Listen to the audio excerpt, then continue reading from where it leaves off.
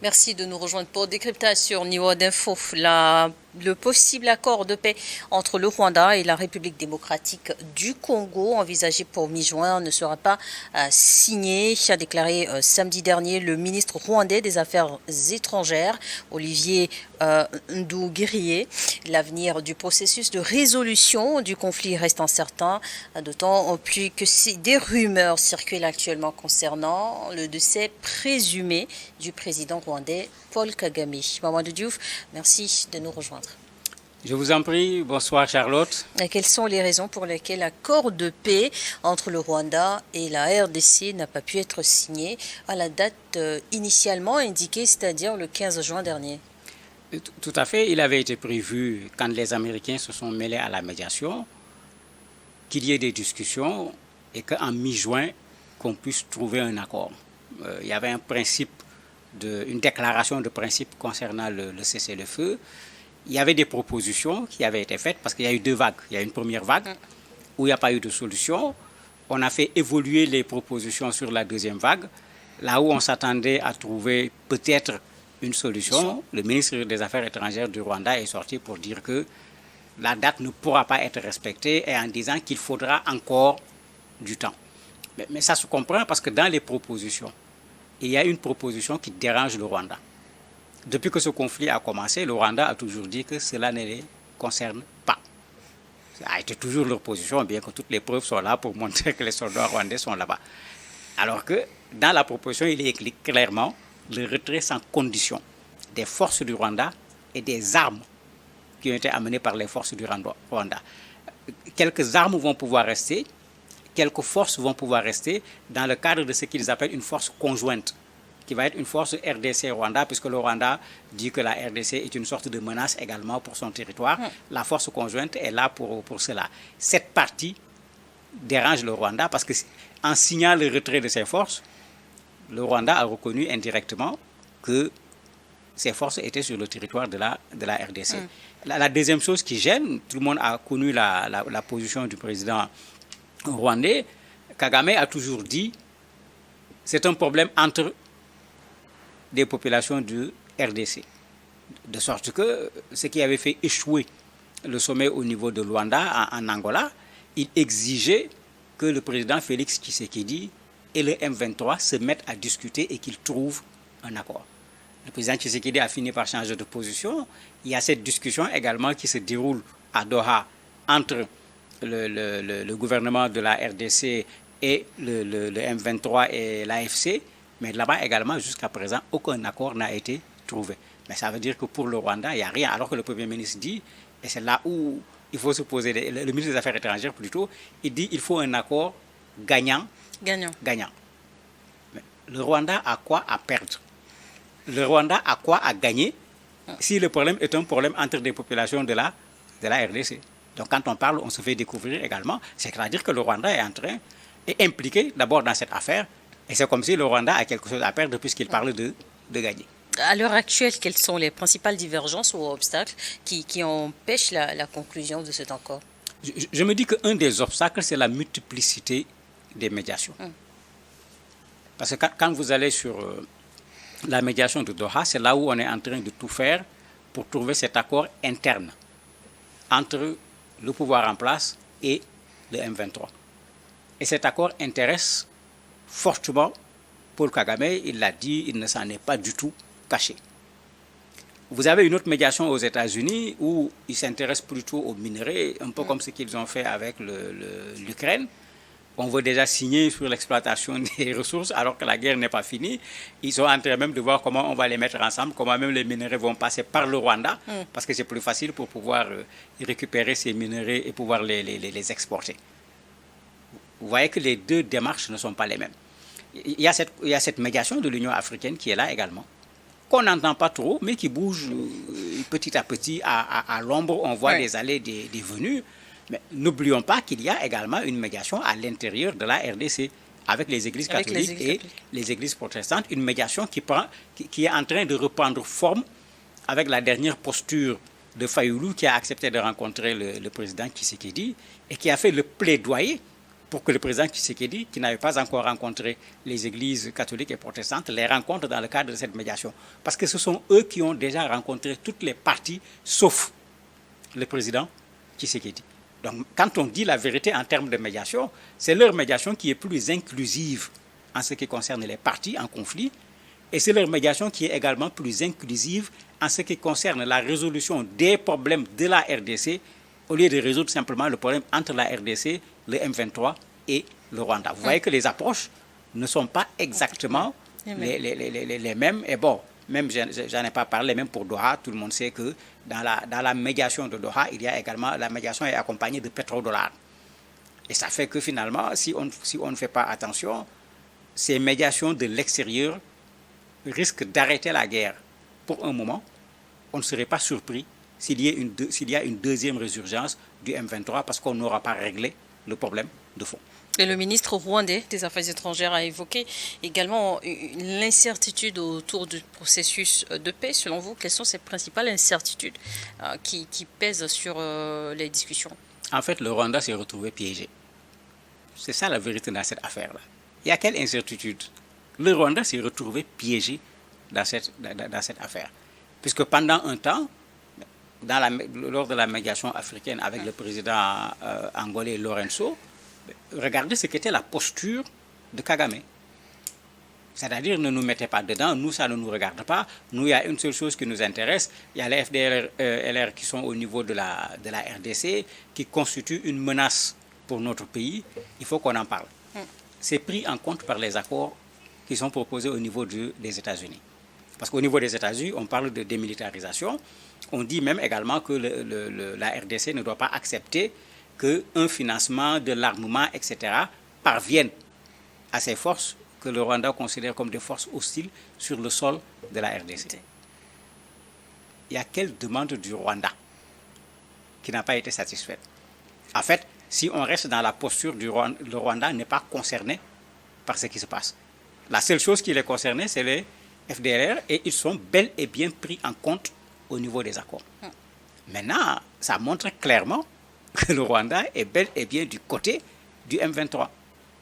Est-ce qu'ils peuvent les laisser tomber comme ça en plein milieu d'une bagarre où ils sont encore sur le sol, ces soldats sont encore sur le sol de la RDC? Je crois que le Rwanda est en train de vouloir se repositionner.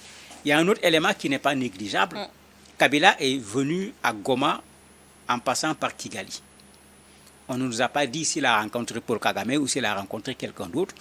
Mais si le Rwanda a accepté que Kabila passe par le Rwanda pour aller au niveau de Goma, au minimum, on peut soupçonner qu'ils sont d'accord sur quelque chose. Mais quoi? C'est quelque chose-là, c'est quoi? Est-ce que le Rwanda n'est pas en train actuellement de vouloir faire de Kabila une nouvelle pièce à utiliser dans ce conflit pour avoir encore plus que ce qu'on peut avoir avec quelqu'un comme Tshisekedi qui avait eu une position particulièrement radicale par rapport au Rwanda? Et je le disais en temps de cette émission, des rumeurs circulent depuis hier concernant le décès présumé du président rwandais Paul Kagame. Quelle est la crédibilité de ces rumeurs et comment est-ce que cette information peut influencer le processus de paix? Moi, journaliste, ce qu'on m'a appris, c'est que quand quelqu'un est décédé, il y a des critères de crédibilité pour l'annonce du décès. Un des critères, c'est la famille. Parce qu'une famille, quand même, ne se lève pas pour dire « mon père est décédé » alors que ce n'est pas vrai. Quand il s'agit du président de la République, tout le monde connaît quels sont les canaux officiels par lesquels on annonce le décès d'un président.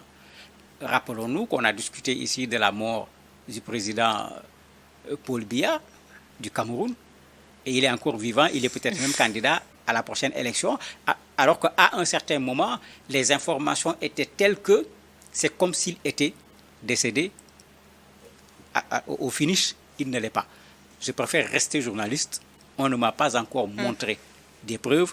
Je n'ai pas encore vu ce que nous, journalistes, nous appelons une source crédible pour dire au moment où nous parlons que le président Kagame n'est plus. Et pour revenir au processus de paix, les négociations sont toujours en cours. Mais quels sont, selon vous, les enjeux géopolitiques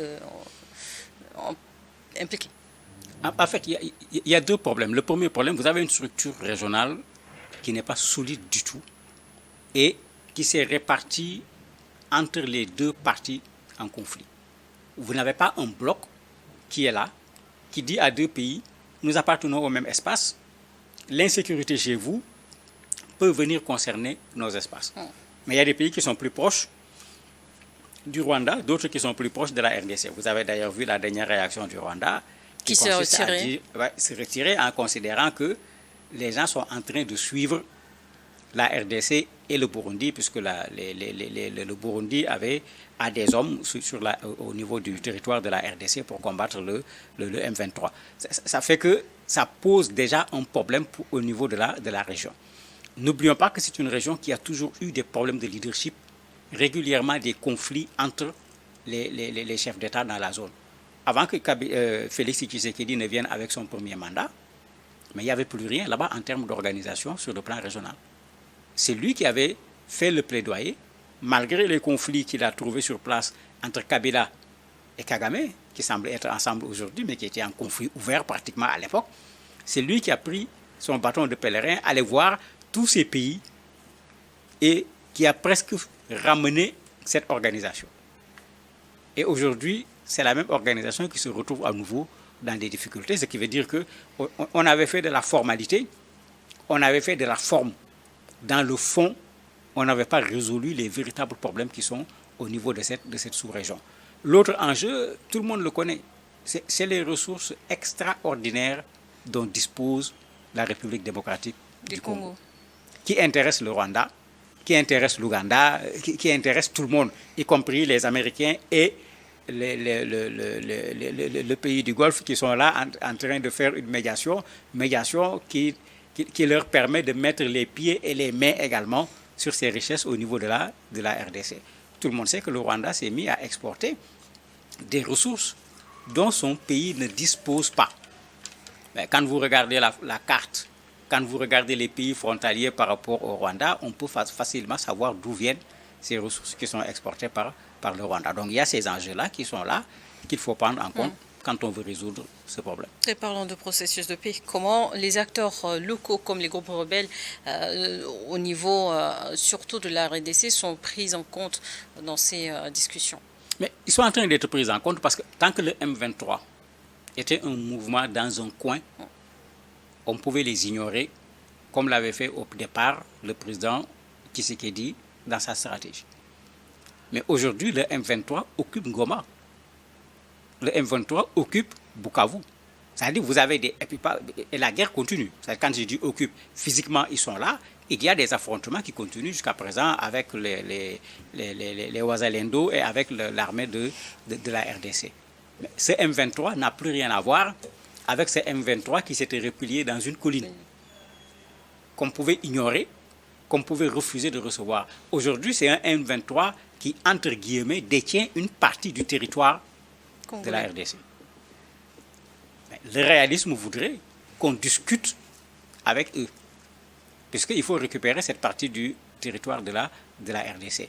Et si vous voyez, vous avez le chef de la MONUSCO qui est allé à Goma, qui a rencontré le M23, qui a rencontré l'AFC. Pourtant, c'est des mouvements rebelles. Tshisekedi aurait pu refuser en disant l'ONU ne doit pas venir rencontrer ses adversaires. Mais il y a ce réalisme qui est là. Il y a un état de fait qui est là. On ne peut pas résoudre ce problème aujourd'hui sans impliquer le M23, sans impliquer l'AFC. Et la MONUSCO l'a compris. Ils sont partis pour des raisons plus humanitaires, mais ils les ont rencontrés de façon officielle, ce qui leur donne également une certaine crédibilité. Quand Kabila est venu, vous avez vu, il a fait la même chose. Il a rencontré ces gens-là. Les représentants du président Tshisekedi sont en train de discuter avec le M23 au niveau de Doha, mais vouloir résoudre ce problème sans, ce serait une erreur. Il faut rappeler que c'était ça la position première des églises. Et bien des gens les avaient dénoncés à l'époque.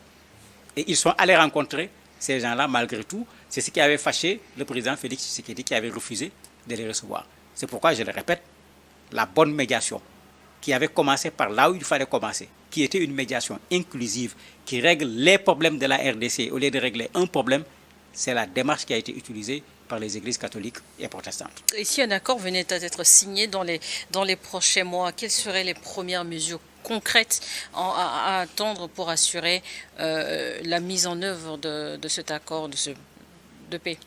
Dans toutes les démarches qui sont en cours, que ce soit celle de l'Union africaine, celle de Doha, celle des États-Unis, celle de l'Église, la première chose qu'on cherche, c'est le cessez-le-feu. Parce que jusqu'à présent, il n'y a qu'un accord de principe, mais il n'y a pas d'accord de cessez-le-feu.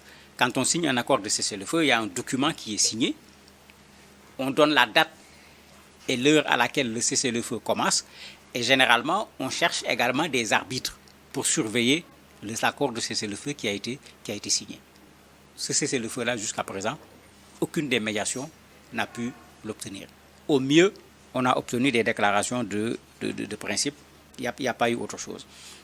La deuxième chose, quand on aura cet accord de cessez-le-feu, ça va être maintenant la discussion. Et c'est là-bas qu'on va résoudre maintenant le problème lui-même.